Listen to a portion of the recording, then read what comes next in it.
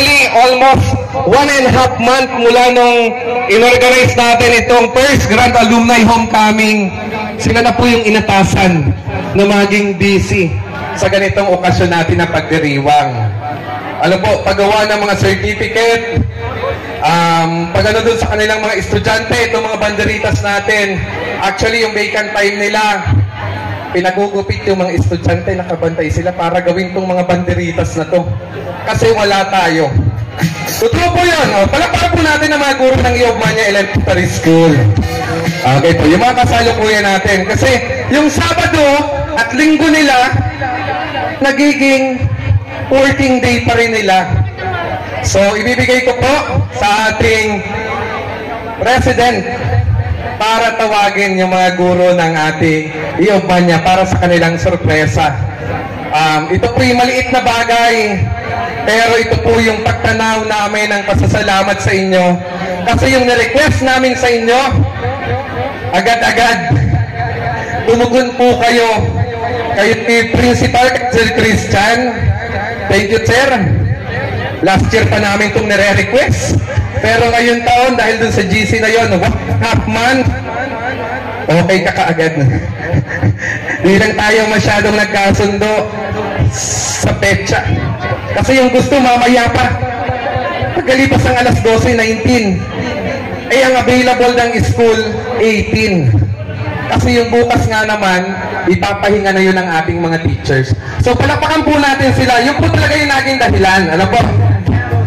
19 yung propose natin, naging 18 kasi araw naman ang papahinga ng ating mga guro. Kasi pagdating ng Monday, andito na ulit yung mga bata. Paano pa sila makakapagpahinga? So, maging complete. And syempre, yun naman ating mga classmate from Barangay Santa Cruz. Buti kami, taga-Bakyad. Hindi piyesta sa amin.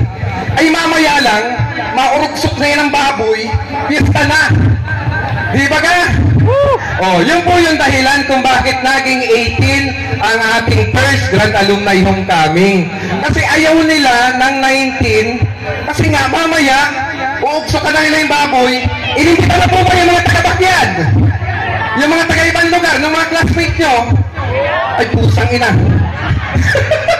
Busog-busog tayo sa Lunes nito. Bukas na gabi pa lang, dinugan ay disawana at nagkabanding tayo. Sabi nga ng mga classmate ko ng batch 99, kung hindi dahil nag-alumni ngayong gabi, hindi kami makakapag-tagay ng kaunti, makakapagsayaw ng kami-kami lang ng mga elementary. Kasi pag nagsayawan dyan, napunta kami, iba yung kaharap namin. Yung nag-imbita lang sa amin, pero hindi namin kabatch. Pero ngayon, dahil nag-alumni, itong gabing ito, nagkaharap-harap kaming magkaka-eskwela. Ano po? So, yun po yung dahilan. So, ipagpamanin kung may hindi nasunod. Pero yun po talaga. Pero sa susunod na taon, kahit anong araw na siguro, sir, kasi bakasyon naman na yun. Pagbigyan mo na kami kung anong gusto naming araw. Wala nang pasok, wala nang sasagasaan. Kasi magsisimula ang school year, July. Ngayong taon.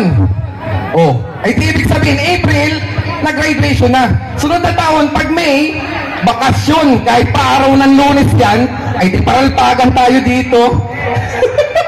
O, dito ba? So, yun po, ibibigay ko na kay representative.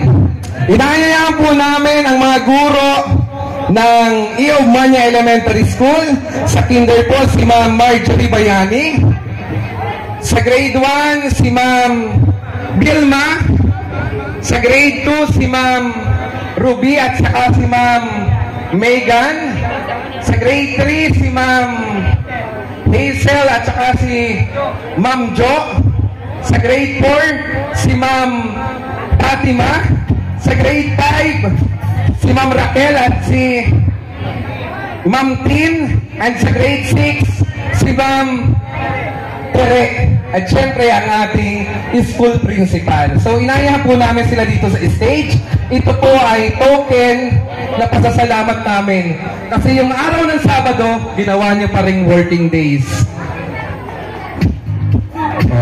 Christian po! Ano yan? Di na nag-uwi. dito na yung natulog, sa daig pa uwian yan. Inaya po namin lahat na po ng teachers ng Iogmania.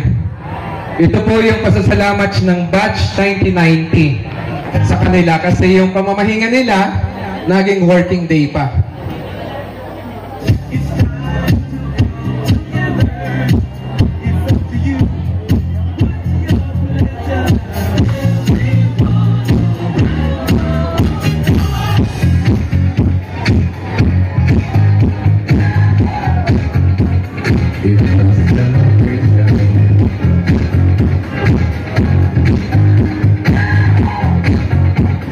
Yung po yung maliit na bagay lamang pero ipinagpapasalamat ko. O, picture po tayo. Dito, mabito. Sa kabila.